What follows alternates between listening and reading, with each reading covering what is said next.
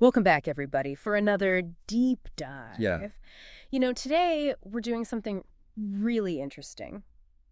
We're going to be looking at online reviews. Okay. Um, and we're going to be looking at them in a way that goes, a little bit deeper than just like the star ratings. Yeah. 'Cause, you shared this great post from blogwidow.com, and Right. I think it's going to give us a lot to talk about. Yeah. It's a fascinating topic, isn't it? Yeah, and I was really struck by some of the stats in there and also just some of the things that I hadn't really thought of before. So I'm Mhm. really excited to kind of get into it with you. Yeah. Me too. Me too. So let's jump right in. Yeah. One of the things that really stood out to me in the post Yeah. was this stat that 88% of consumers trust online reviews Yeah. as much as personal It's recommendations. incredible, isn't it? It is. It's like it's become the modern day word of mouth. Totally. Just like, having a crowd of friends all vouching for something. Yeah, and that's such a good point because it is, it's like social proof. Yes, exactly. Right. It's Yep. like it taps into this really deep human need to feel like we're making the right decision Yeah, and that other people agree with us, absolutely. and that's why it's so powerful. Yeah. So it's not even just about, am I going to buy this thing or not? It's Right. about It's about a much my bigger perception of this Yeah. brand, like But my the- overall impression of them. brand perception. Yeah, it mentions that in the article, right? Yeah. And I was kind of like, what does that even mean? Well, think about it this way. Yeah. Imagine you're researching like a new clothing brand, okay? Okay. And you see all these like, glowing reviews about the clothes. Mm-hmm. Everybody's raving about the style and the quality. Right. But then you stumble on, a bunch of reviews that are complaining about like slow shipping or really bad customer service. Yeah. Even if the clothes sound amazing, those negative reviews are probably going to make you think twice about buying from that brand, right? Yeah, totally. So that's brand perception in action. Reviews have this power to shape not just our immediate buying decisions, Yeah. but our long-term impressions of a company. It's like a subconscious risk assessment almost. Yeah. Absolutely. We're not just gathering information to make a purchase today. Right. We're gathering information to inform Yeah. our choices in the future. For sure. For sure. And speaking of information, the article also talks about SEO Yes. and how reviews can actually impact a company's SEO. SEO. Yeah, that's a big one. And I know SEO is important for businesses, but I don't totally get how reviews play into that. Well, it's all about how search engines like Google Okay. see your business. Yeah. When you've got a bunch of positive reviews across different platforms, it's like sending a signal to Google that you're popular, Okay. trustworthy, and relevant. Yeah. And that can really affect where you show up in the search results, Gotcha. especially for local businesses. Okay. That makes sense. Have you heard of Google My Business? I have heard of it. Yeah. Okay, so the reviews on your Google My Business profile can be huge for local SEO. Okay. So like if somebody searches for, say, best coffee shop near me, Yeah. the businesses that have more positive Google reviews are going to be more likely to pop up at the top of the search results. So it's basically like free advertising. It really is. Wow. Yeah. So positive reviews are obviously like gold for attracting new customers. Right. But what about the inevitable negative reviews? Ah, yes. The dreaded negative reviews. Are they always a bad thing? That's where things get really interesting, actually. Right. The Blog Widow post actually suggests that negative reviews, if they're handled well, can be an asset. Wait, really? Yeah, I know that might sound kind of counterintuitive at first, Yeah. but hear me out. Okay, I'm listening. Why would a business want negative reviews? Well, because no business is perfect, right? True. And a few negative reviews here and there actually add a touch of authenticity. Okay. It shows potential customers that you're a real business with real customers, not just some perfectly curated online facade. That's so true. Have you ever looked at a product online Oh, yeah. and it's got all 5-star reviews and you're just like, Totally. Yeah. this is too good to be true? Yeah, it's like, come on, nobody's perfect. Exactly. Right. So a mix of reviews can actually make the positive ones seem more believable. Interesting. Builds trust with potential customers. So it's not just about getting tons of positive reviews. Right. It's about having a balanced and genuine Exactly. representation of customer experiences. Yeah, it's about showing the good and the bad Yeah. and everything in between. Okay, I see your point. And here's another key point. Go on. Negative reviews give businesses a valuable opportunity to show off their customer service skills. Oh, that's an interesting way to look at it. So remember that example from the Blog Widow post about the restaurant owner? Mm-hmm. who turned a negative review into a positive one. Oh, yeah, yeah, I remember that.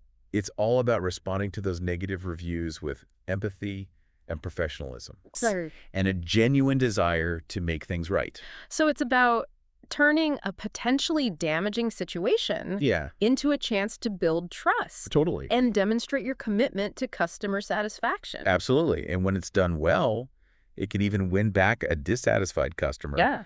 and turn them into a loyal advocate for your business. Wow. Okay, so negative reviews aren't necessarily something to fear. Right. They're more like a chance to learn and grow. Exactly. It's about seeing them as opportunities, not just threats. I like that. Yeah. Opportunities, not threats, when it comes to negative reviews. Who knew? Right. This is really making me rethink how I view online reviews, Yeah. both as a consumer and as someone who has definitely left a few less than glowing reviews in my time. We've all been there. It's a lot more nuanced than I initially realized. For sure. For sure. But let's switch gears a bit and talk about the different platforms for reviews. Okay. Because the Blog Widow post mentions several, Google, My Business, Yelp, Trustpilot. Yeah, there's a lot out there. And it can be kind of overwhelming, trying to keep up with all of them. It really can. So where should businesses focus their efforts? Well, you've hit on a key point. It's not about being everywhere. It's about No. being strategic. Okay. Each platform has its own strengths and its own audience. Right. Like we talked about, Google My Business is crucial for local SEO. Yeah. So if you're a brick and mortar business, claiming and optimizing your Google My Business profile should be at the top of your to-do list. Okay, so Google My Business is all about attracting those local customers. Exactly. What about Yelp? Yelp? Oh, Yelp's a big one. I know a lot of people use it to find restaurants. Oh, for sure. Mhm. Yelp is the go-to for restaurants, bars, anything related to like nightlife and entertainment. Okay. People go to Yelp specifically to discover new places Yeah. and read detailed reviews about their experiences. Right. So if you're the hospitality industry, Yelp is essential. Gotcha. It's where potential customers go to get the inside scoop. Makes sense. And what about Trustpilot? Trustpilot. Okay, so Trustpilot's a little bit different. Okay. It's known for its in-depth reviews, Yeah. that cover things like shipping, customer service, product quality. Okay. It's a platform that consumers often turn to when they're thinking about making a purchase online, Interesting. especially for e-commerce businesses. Gotcha. If you're selling products or services online, having a good regarding Trustpilot rating can be a huge boost to your credibility and your sales. This is really helpful. So we've got Google for local visibility, Right. Yelp for hospitality, Yeah, and Trustpilot for e-commerce. exactly. It's about knowing your target audience and choosing the right platforms. For sure. But once you've got those profiles set up, how do you actually encourage customers to leave reviews in the first place? That's the million-dollar question, isn't it? Right. Well, sometimes the simplest approach is the best. Okay. Don't be afraid to ask. Just straight up ask. Yeah, after a positive interaction, Yeah. whether it's a purchase a meal, a service experience, simply ask your customer if they'd be willing to share their feedback online. Okay. You can even include links to your preferred review sites in a follow-up email or text message Yeah. to make it super easy for them. So it's all about making the process as seamless as possible. The easier you make it, the more likely they are to take the time to leave a review. That makes sense. And don't underestimate the power of incentives. Yeah. A small discount on their next purchase or entry into a prize draw can be a great motivator. Yeah, a little something extra. A little something extra, exactly. So it sounds like getting customers to leave reviews is a mix of being proactive, Yeah. making it convenient, Mm-hmm. and offering a little something extra to show your appreciation. For sure, for sure. But what about responding to those reviews, Yeah. especially the negative ones? That's an important one. We talked about how important it is to handle those well, Yeah. but any specific tips? Absolutely. You're spot on. Responding to reviews is just as important as getting them in the first place. Oh. It shows that you're listening, you care, and you're willing to engage with your customers. Yeah. The key is to be genuine Okay. and avoid those canned responses. Great. Take the time to address the specific points raised in each review, whether it's positive or negative. Gotcha. A personalized response goes a long way in building trust Yeah. and showing that you value your customers' feedback. So it's not just about saying thank you for a positive review What? or we're sorry for a negative one. Exactly. It's about showing that you're actually reading Yeah. and taking those reviews to heart. Absolutely. Think of it as an opportunity to build a relationship with your customers. I like that. Yeah, a thoughtful response can turn a casual reviewer into a loyal advocate for your business. Wow. This is giving me a whole new perspective on the power of online reviews. Yeah, It's not just about stars and it's ratings. so much more than that. It's about building relationships, shaping perceptions, Hmm. and engaging in a meaningful dialogue with your customers. I couldn't have said it better myself. It's a whole other level. It really is. But, we haven't really touched on the ethical side of things. Right. The Blog Widow post focused mainly on businesses getting reviews, Yeah. but what about the responsibility that comes with writing them? That's an excellent point. Ah. While the article focused on how businesses can leverage online reviews, Yeah. it's important to acknowledge that writing reviews comes with a certain level of responsibility. Okay. Our words have the power to influence other consumers Right. and impact businesses both positively and negatively. So it's not just about venting our frustrations Right. or praising our favorite spots. It's bigger than that. There's a bigger picture to consider. Absolutely. Yeah. Our reviews contribute to this collective pool of information Yeah. that other people rely on to make informed decisions. It's true. So we have a responsibility to be honest, objective, and fair in our assessments. So how can we be responsible reviewers? That's a great question. What are some things to keep in mind when we're crafting those digital thumbs up or thumbs down? Well, it starts with honesty and objectivity. Okay. Share your genuine experiences, both good and bad, Mm-hmm. without exaggerating or letting personal biases cloud your judgment. Right. Remember, the goal is to provide helpful and accurate information to Yeah. other consumers and to the businesses themselves. So no ranting just because the waiter forgot the extra napkins. Exactly. Focus on the facts, the service, the overall value you received. Okay. And remember, constructive criticism is always more helpful than just venting frustration. Yeah. If you had a negative experience, explain why, Mm-hmm. and if possible, offer suggestions for improvement. That's a good point. Your feedback could actually help the business make positive changes. Right. It's about being part of the solution, Exactly. not just pointing out the problem. And on the flip side, when you have those amazing experiences, sharing positive reviews is a great way to support businesses that you love. It's like giving them a virtual high five. Yeah. It helps them attract new customers, build their reputation, and encourages them to keep up the great work. Right. So it's a win-win. Exactly. So it sounds like we all have a part to play in making the online review ecosystem Yeah. a more trustworthy and valuable resource. For sure, for sure.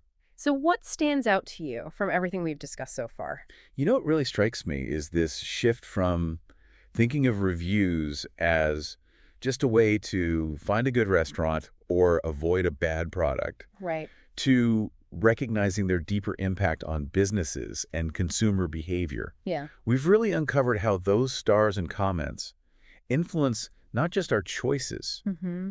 but the very fabric of the digital marketplace. That's a great way to put it. Yeah. It's not just about finding the best pizza place anymore. Right. It's about understanding this complex web of trust, perception, and influence Yeah. that online reviews create. Absolutely. And as we become more aware of this power, I think it also raises some interesting questions about how we use it, For sure. both as businesses seeking reviews and as consumers writing them. Yeah.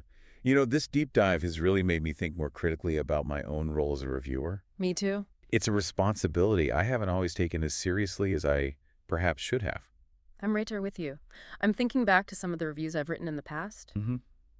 and I realize I could have been more mindful of the impact my words might have. Yeah, it's easy to get caught up in the moment, Totally. whether you're thrilled or frustrated. Right.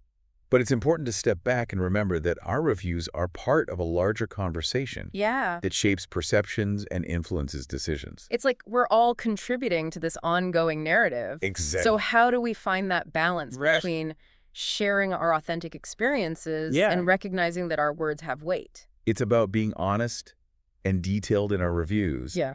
without resorting to exaggeration or personal attacks. So as we wrap up this deep dive into the world of online reviews, what's the key takeaway you hope listeners will walk away with? I think the most important thing is to approach online reviews with a new level of awareness. Recognize the power they hold both for businesses and for consumers. Yeah. Whether you're leaving a review or reading one, take a moment to consider the bigger picture and the impact your actions might have. Well said. Let's all be thoughtful, be honest, Yeah. and strive to be a part of building a more trustworthy and informative online review ecosystem. Absolutely. It's a responsibility we all share. It really is. And remember, those stars and comments are more than just fleeting opinions. Right. They're shaping the future of how we do business and interact with the world around us. They really are. Until next time, keep diving deep and keep those reviews coming responsibly, of course. Responsibly, yes. All right, we'll see you next time. Sounds good. It sounds like we all have a part to play, in making the online review ecosystem a more trustworthy and valuable resource. Totally. And it's making me think, we talked about all these different platforms. Google, My Business, Yelp, Trustpilot. Right. It's a lot to keep up with. It is. There are a lot of players out there. So for someone who's like, okay, I get it, reviews are important. Yeah. Where do I even start? That's a great question. It can definitely feel overwhelming trying to manage your presence on all these different platforms. Right. But remember, the key is to be strategic. Okay. It's not about being everywhere. It's about being where your target audience is. Gotcha. So like we discussed earlier, Google My Business is essential for local SEO.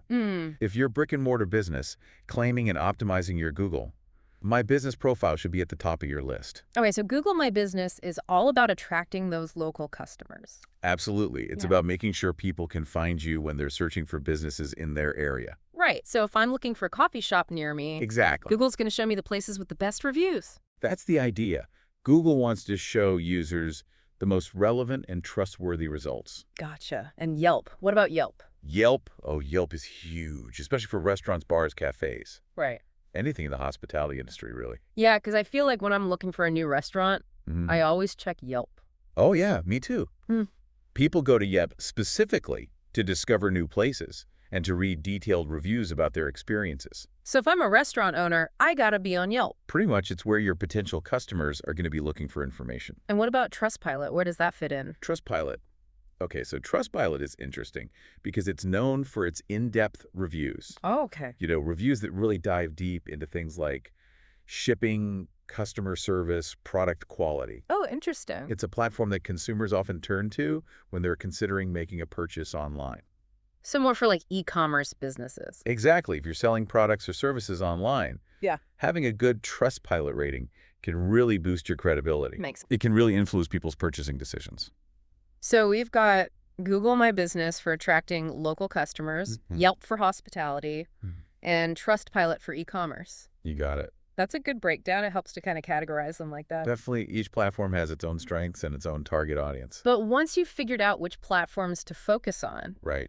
how do you actually encourage customers to leave reviews in the first place? The age-old question. It does feel like a bit of a mystery sometimes. It can be, but, sometimes the simplest approach is the best. Okay, what's that? Just ask. Just straight up ask. Yep. Don't be afraid to ask your customers for reviews. Okay. After a positive interaction, whether it's a purchase a meal, a service experience, Right. simply ask if they'd be willing to share their feedback online. Okay. You can even make it super easy for them by including links to your preferred review sites. Oh, yeah, like in a follow-up email or something? Exactly, or a text message, anything that makes it convenient for them. So it's about reducing that friction. Exactly. The easier you make it, the more likely people are to leave a review.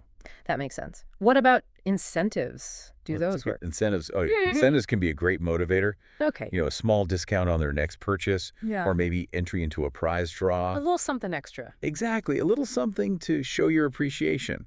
Encourage them to take a few minutes to share their thoughts. So it sounds like getting those reviews is a mix of being proactive, making it convenient for the customer, Yep. and maybe offering a little incentive. For sure.